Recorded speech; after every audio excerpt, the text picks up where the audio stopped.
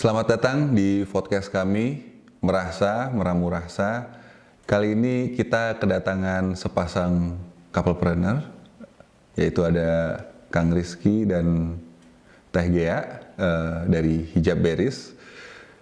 Kita pengen banget denger nih cerita dan belajar juga tentang bagaimana kalian nih bareng-bareng nih ngebangun bisnis gitu kan ya, mungkin juga struggle-strugglenya gitu kan ya, tapi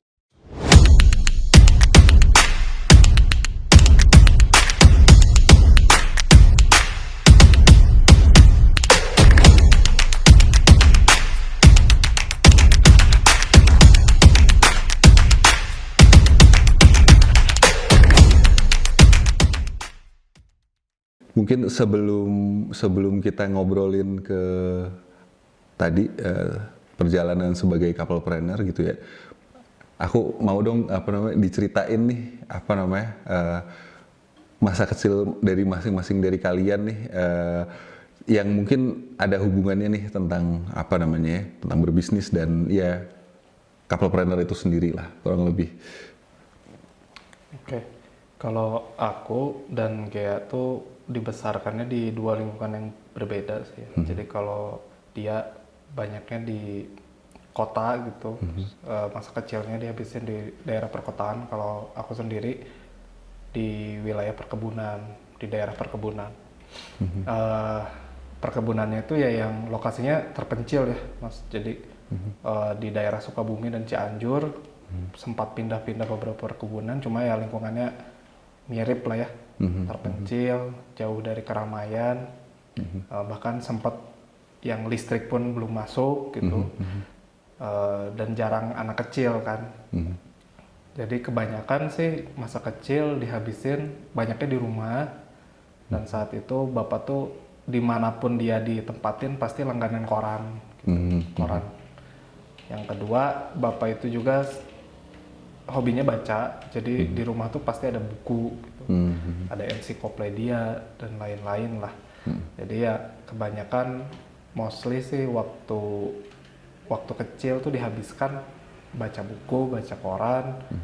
Kalau udah bosan keluar sepedahan, keliling-keliling kantor, dan juga ke pabrik tuh. Jadi di setiap perkebunan tuh ada kantor, ada pabrik. Gitu. Jadi mostly itu aja sih waktu kecil. Ya.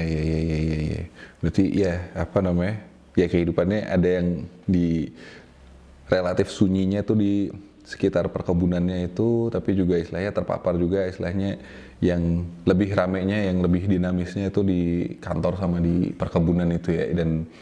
Dan ya di antara perkebunan, kantor dan pabrik ini, dari Kang Rizky lebih tertarik atau lebih emosinya lebih happy yang mana nih? Waktu kecil kita ya semuanya seneng sih ya, kayak baca buku, baca koran di rumah seneng, karena ya nggak ada pilihan lain gitu. Kalau mau terhibur ya lu baca koran semua, karena nggak ada listrik gitu kan, sinyal TV juga jelek. Pilihannya ya cuma itu. Dan kalaupun sepedahan ya keliling-keliling kantor, pabrik juga senang juga ngelihat, karena kan daerah perkebunan tuh sepi, sedangkan kalau di kantor dan di pabrik itu kan dinamis ya. Ada truk masuk lah, bongkar barang, barangnya kemudian diangkut, langsung diproses misal, terus nanti si produknya di-pack, dikirim lagi, dimuat lagi tuh ke si truk yang pergi, yaitu memberikan warna yang berbeda lah. Karena di perkebunan yang terpencil, sepi, tapi kalau ke pabrik tuh kita akan mendapatkan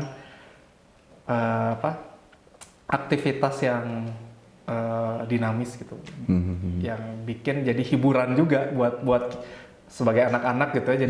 Jadi tontonan gitu, tontonan lah saat itu gitu. Ya jadi ada hiburan tersendiri. Kalau mungkin orang ke pabrik tuh, kalau di kota gitu ya, pabrik apa sih gitu menariknya pabrik. Nah kalau di perkebunan, di desa terpencil gitu kan, pabrik itu jadi kayak atraksi yang bisa bikin kita menghabiskan waktu dengan bahagia gitu si anak-anak tuh. Iya, kebayang sih, karena mungkin kalau misalnya ya aku pribadi juga sempat juga sebenarnya di suburban juga ya, pinggiran kota lah sebenarnya gitu kan. Tapi emang kalau di ini kan masih ramai juga, banyak pilihan yang lain lah gitu kan. Jadi nggak ngelihat apa yang Kang Rizky lihat menarik di pabrik tuh. Enggak, ini mah nggak menarik, ngapain orang begini gitu kan. Aneh kan? Iya, tapi aku kebayang sih dengan kondisi yang tadi listrik nggak ada men gitu kan. Terus ya emang akhirnya buku nih udah semuanya udah dikerjain, udah kenyang nih, udah puas gitu kan. Ya akhirnya ada hal lain yang salah satunya di pabrik itu jadi sesuatu hal tontonan yang menarik, dan ya ternyata mengantarkan dirimu untuk akhirnya ini ya punya ketertarikan dengan kegiatan manusia di pabrik ini kan. Gitu ya. Gitu. Jadi kuliah pun pertimbangannya itu gitu, pengen jurusan yang kemungkinan bekerjanya bisa ada di pabrik ya gitu. Terus abis lulus nyari kerjaan tuh yang manufaktur pasti gitu. Gak mau tuh yang kantoran gitu ya, atau di lab gitu. Jadi nyarinya yang pabrik, dan alhamdulillah sih masuk gitu ke perusahaan yang menempatkan aku tuh di ininya, di productionnya waktu itu. I see. Ya, mantap. Kebayang. Kalau Teh Gia gimana nih? Nah kalau aku kan sampai kelas 2 SD lah ya, tinggal tuh bareng sama kakek nenek, jadi keluarga besar tuh di rumah itu. Dan terus kakek itu kan guru, jadi suka ngerjain seragam sekolah. Jadi di rumah kakek tuh ya sudah biasa tuh dengan ya kain, bikin seragam lah gitu. Nah setelah itu kan kelas 2 pindah rumah akhirnya. Dipikir tuh nggak akan ada kekainan lagi di rumah, ternyata ya kadarullah ibu tuh jualan kerudung. Dan kantornya, produksinya ya udah di rumah itu tuh Mas. Jadi rumahnya disekat-sekat pakai lemari yang kita kayaknya rumahnya setengah apa cuma sepertiga, sisanya tuh sampai teras tuh isinya barang gitu. Kain, apa namanya, kerudung, terus karung-karung. Jadi aku masa kecilnya tuh bermain di situ ya. Bukan yang kantoran banget, produksi aja gitu. Jadi mainnya ya di situ dengan orang-orang yang sambil bekerja gitu. Cuma waktu itu sih bukan jadi motivasi aku ikut jualan. Misal ada yang usaha sambil sekolah, aku enggak gitu. Buat aku tuh sekolah ya udah, aku sekolah aja. Mencoba berprestasi di sekolah gitu sampai akhir gitu, sampai kuliah. Nah waktu kuliah tuh nyoba ada apa namanya, kerja praktek, kerja kantoran gitu. Terus di lab kok kayak it's not me gitu ya. Kayak asing gitu untuk aku. Jadi akhirnya ya setelah bekerja pada akhirnya nemuin ya cocoknya memang dengan kehidupan perkain-kainan seperti itu sih. Iya. Menarik. Akhirnya ya balik lagi ya, apa yang dilihat selama beberapa masa itu terekam unconsciously ya mungkin ya. Tapi akhirnya ya kenal dekat, terus ya akhirnya nyaman, dan ya ini yang emang pengen dikerjain gitu ya.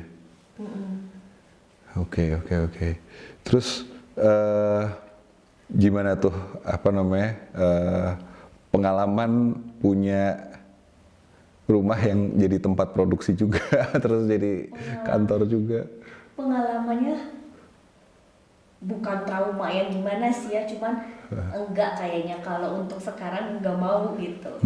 Jadi kalau dia pengen apa namanya kantor bareng sama rumah gitu-gitu, aku yang pertama tidak mau.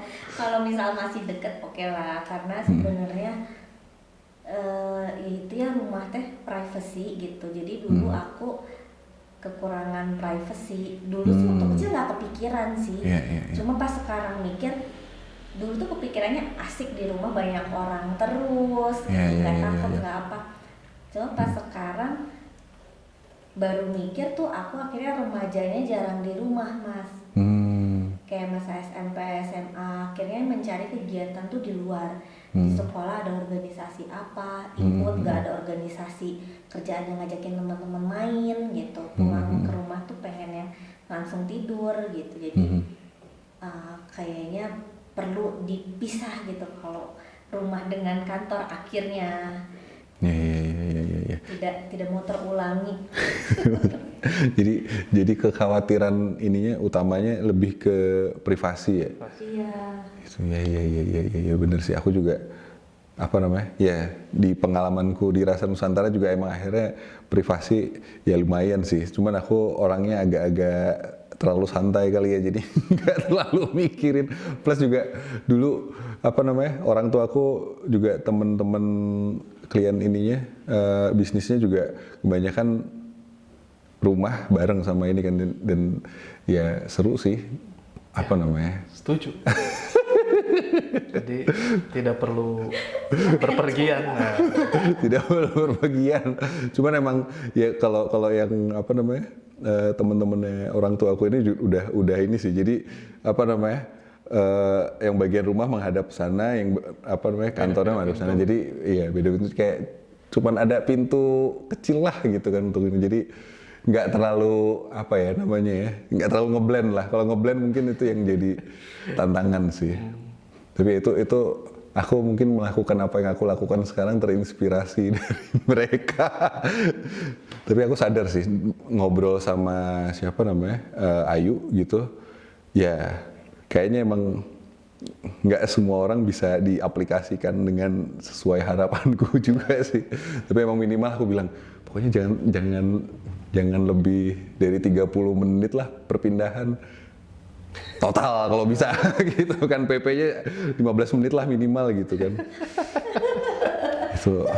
Itu masuk akal, tapi kalau udah 30 menit sekali jalan PP 1 jam. repot ya. Iya, ngapain ngabisin waktu? Iya. Betul sekali.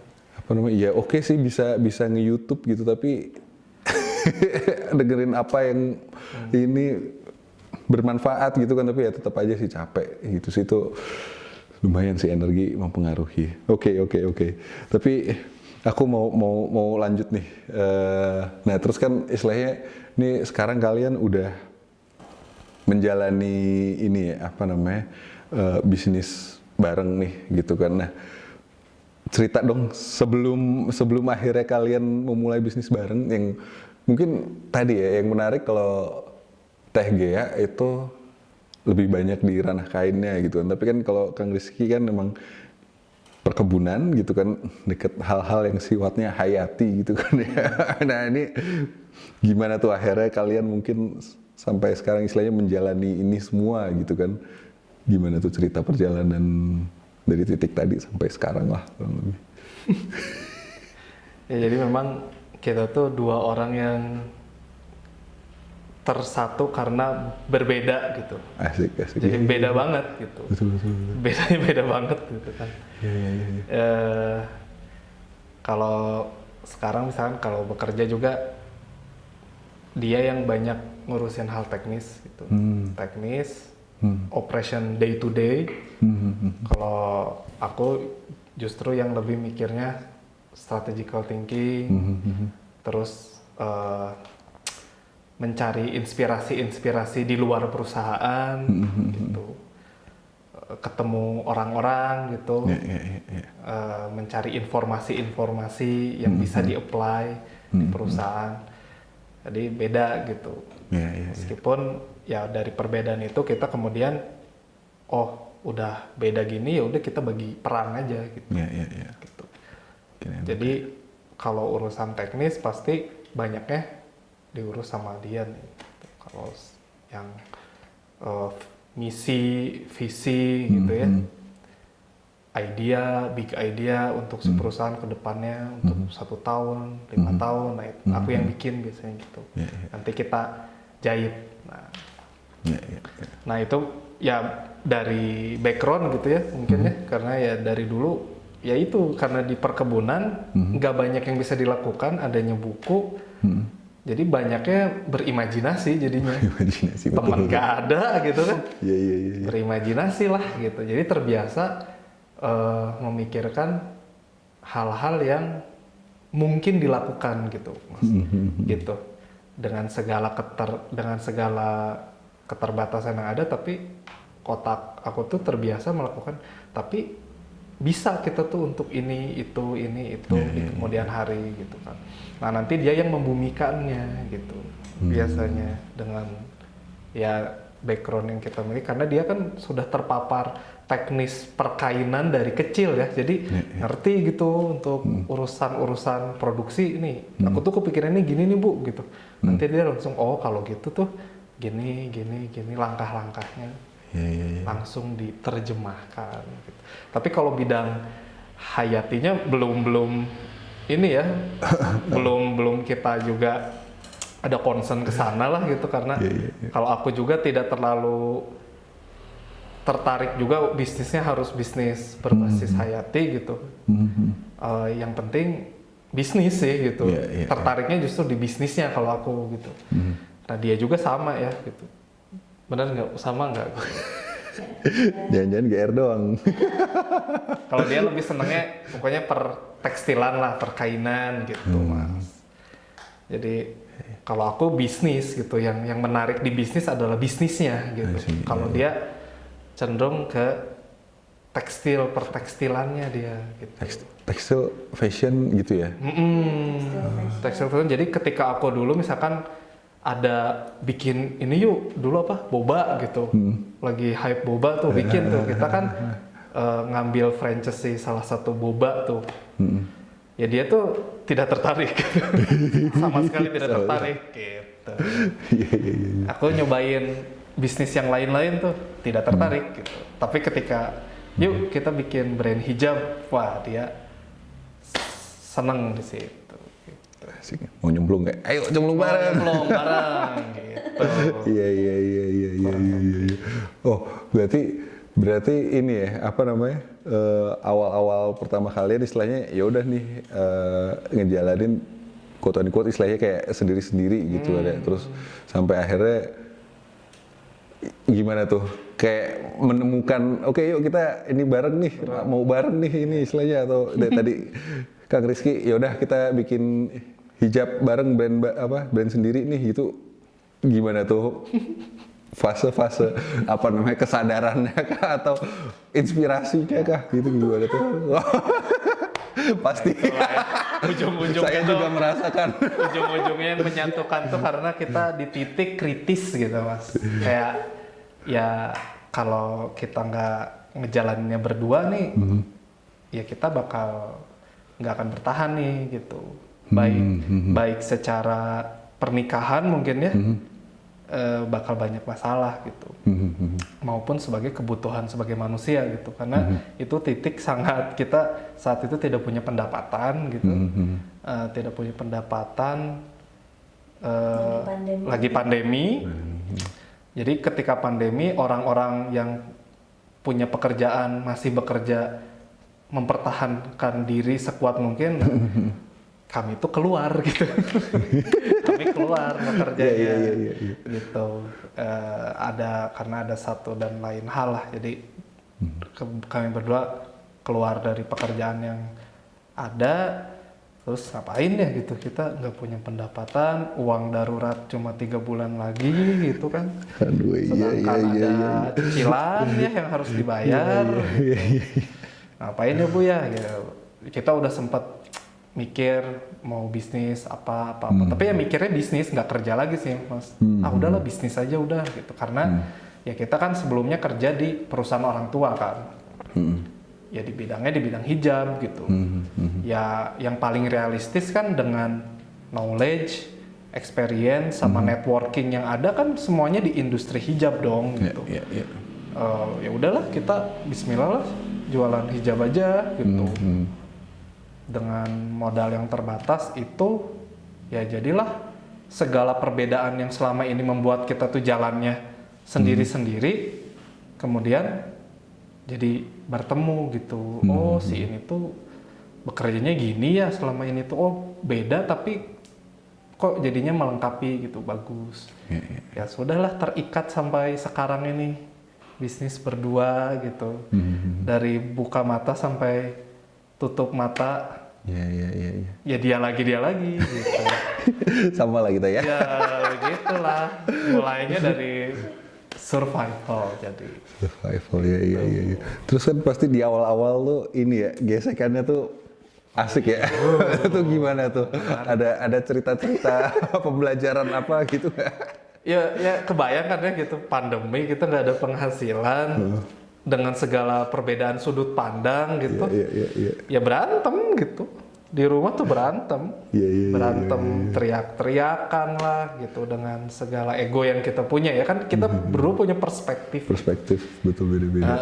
Pengalaman yang beda-beda, masa kecil yang beda-beda Masa gitu. kecil yang beda-beda, terus ditambah waktu itu kan kita nggak punya uang untuk nyewa kantor atau gudang lah gitu. Ya kan barang di rumah, sesuatu yang dia tuh tidak suka gitu loh. Di perspektif aku, ya duitnya kagak ada kan, kita nggak bisa nyewa, jadi darurat lah intinya gitu. Betul. Tolong maklumi lah, tapi dia tuh orangnya nggak bisa maklum gitu. Oh gitu. Iya kan, sampai akhirnya kita tuh berantem terus gara-gara itu gitu. Untuk urusan yang istilahnya pengalaman yang cukup ini ya, apa namanya ya, tadi ya, privasi itu jadi sesuatu hal yang penting kan ya buat TG. Ya belakangan baru tahu juga kan, dia tuh memang senggak maunya itu gitu mas, rumah tuh untuk dijadikan tempat usaha lah gitu ya. Kalau masih cuma laptopan gitu dia oke, tapi ketika ada yang kerja di situ, ada usaha gitu ya, kegiatan usaha, wah bagi dia tuh kayak, terus apa bedanya kehidupan kecil aku dengan sekarang gitu kan. Akhirnya dari situ ya kita mulai lah, ya sudahlah kita ikhtiarin gitu, nyari apa dulu, kantor gitu ya. Nyari kantor, jadi mulainya dari nyari kantor kecil di daerah Kebon Bibit gitu kan. Akhirnya dapet di Otista gitu, kita setahun di situ dengan ya seadanya lah gitu. Ya kayak satu ruangan, kantor, tempat naruh barang, tempat photoshoot dalam satu ruangan 25 meter persegi gitu. Ya itu mulai tuh konfliknya berkurang tuh gitu, kurang gitu kan. Tapi ya saat awal-awal tuh challengingnya itu sih gitu, karena kita juga karena biasanya jalannya masing-masing, belum banyak yang terjahit gitu. Kayak beda aja nih orang gitu. Gitu lah. Ya, betul kan? Tapi kerasa nggak sih aku nggak tahu katanya siapa gitu. Tapi aku juga ngerasain sih intinya.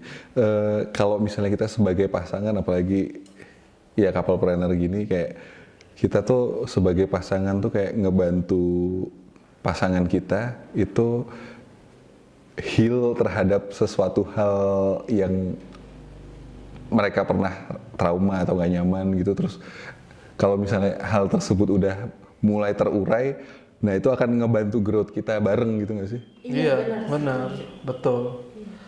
Jadi sempat kita tuh sampai berantemnya parah lah ya skalanya gitu.